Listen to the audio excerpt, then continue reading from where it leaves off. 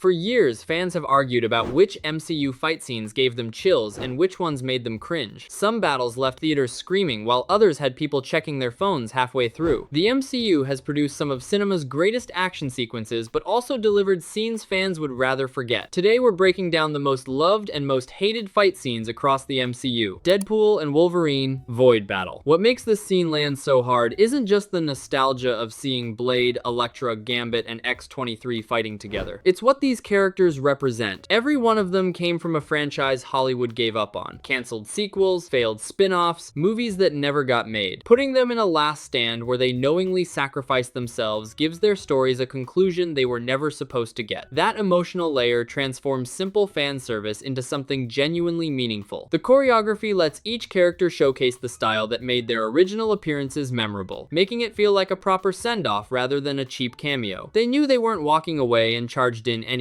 Marvel took characters the industry discarded and gave them one final moment of dignity. Now let's look at a fight that had none of that emotional weight behind it.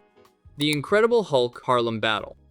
This is what happens when a fight has zero emotional foundation. Two CGI creatures hitting each other through buildings sounds exciting, but without reason to care, it becomes background noise instantly. Neither fighter has enough development to make you invest in who wins. No personal stakes, no relationship tested, just big thing versus bigger thing for 10 minutes. Compare this to later Hulk moments where fights connect to emotional beats, and you see how spectacle alone fails without character work. Speaking of fights built entirely on character work, here's one that nailed it perfectly. Infinity War, Titan fight. This fight lands because it's the first time the heroes throw absolutely everything at a villain, and it still isn't enough. The plan on Titan is built around teamwork and creative problem solving. Every hero contributes something unique to pin Thanos down and nearly pull the gauntlet off. For a brief moment you believe they might win. That makes the failure hit harder. The power scaling feels earned because Thanos doesn't just overpower them through brute strength. He outthinks them and punishes every mistake. The fight rewards rewatching because every character's role matters even when the strategy falls apart. It proved an MCU fight could end in total defeat and still feel like one of the franchise's greatest sequences. Love and Thunder, Gorr fight. The core failure is tonal. Gorr's premise demands darkness and dread. A character built around killing gods needs a confrontation reflecting that threat level. Instead, the film undercuts its own villain by injecting comedy at the exact moment tension should peak. Handing weapons to children turns what should feel desperate into something resembling a cartoon. The audience never believes the heroes might lose, which destroys stakes entirely. Bale's performance deserved a scene matching his intensity, but direction pulled opposite at every turn. When your villain is scarier in quiet dialogue than the actual final fight, something fundamentally broke in the process. Alright, let's wash that taste away with a fight that reminded everyone what real MCU combat looks like. Shang-Chi Bus Fight. What makes this special isn't choreography alone. It's that Marvel finally trusted practical combat without drowning it in CGI. For years, the complaint was everything felt weightless and digital. This answered by letting a real actor perform real stunts with a camera wide enough to appreciate the skill. The Jackie Chan influence brings environmental creativity. Everything around becomes part of the fight, keeping audiences guessing. You can't look away because you don't know what becomes a weapon next. Unfortunately, the next entry proves Marvel can still fumble when marketing rights checks the movie can't cash. Brave New World, Red Hulk fight. The marketing set expectations this film couldn't deliver. Red Hulk was the main event, but his screen time felt like an afterthought. The transformation being hidden robbed the audience of the most dramatic moment. The deeper issue is resolution. Ending a Hulk-level confrontation through cherry blossom trees feels anticlimactic no matter how thematically appropriate. Earlier hallway fights generated more tension than this CGI climax. When smaller scenes outperform your biggest set piece, something went wrong. Black Panther, Waterfall fight. This fight proves stripping technology away can make action more powerful, not less. No suits, no gadgets, just physical ability and willpower. That limitation forces focus entirely on emotional stakes between two men fighting for a nation. The personal history transforms every strike into something carrying generational weight. Every blow communicates decades of betrayal, abandonment, and rage. The simplicity is the strength. When a fight devastates without a single visual effect, it proves emotional investment outperforms spectacle every time. Marvel's best action understands this principle even when it occasionally forgets it. Eternals, Icarus, Betrayal. You can't manufacture emotional stakes in one scene the rest of the movie failed to build. 2.5 hours splitting screen time across 10 underdeveloped characters means nobody gets depth for the audience to truly care. Civil War's battle works because you'd spent years with both sides. Every hit carried real pain because relationships were carefully constructed across films. Eternals shortcut that process, and the finale exposed the gap completely. Energy beams between strangers don't hit the same as punches between friends you've watched grow together. No visual spectacle compensates for missing character work. Daredevil Hallway fight. What makes this legendary isn't the continuous take, it's what it communicates about character. By refusing to cut, the camera forces you to experience exhaustion alongside the hero. Every stumble, every moment he nearly stays down. Most superhero action makes heroes invincible. This does the opposite. It makes the hero breakable, and that vulnerability is exactly what makes you root harder. No music or CGI strips away every safety net distancing audiences from action. The rawness becomes the point. It proved superhero content could feel genuinely dangerous, and the industry hasn't stopped chasing that feeling since. Iron Fist all fight scenes. The clearest example of what happens when preparation isn't prioritized. The character demanded elite martial arts, and production couldn't deliver. Insufficient training meant choreography never hit the level required. Constant rapid editing exists to hide that gap. Comparing this to Daredevil makes it painful. Same conditions, different investment. The quality gap proved great fights aren't about budget. They're about preparation and willingness to let the camera show the work. Alright, time to bring the energy back up with a fight that tore the MCU's most important friendship apart. Civil War Airport Battle. This is the fight every comic fan dreamed about since the MCU started connecting heroes. Two teams of Avengers lining up on an airfield and going at it. What makes it work isn't just seeing these characters clash. Every matchup reveals something about the fighters involved. The scale shifts from intimate exchanges to massive wide shots ripped from a comic splash page. Giant Man's reveal changes the battle's entire dynamic in seconds. The fight balances humor and genuine stakes without either undermining the other, which is incredibly hard with this many characters. It feels like a living comic book panel, and that's exactly what it needed to be.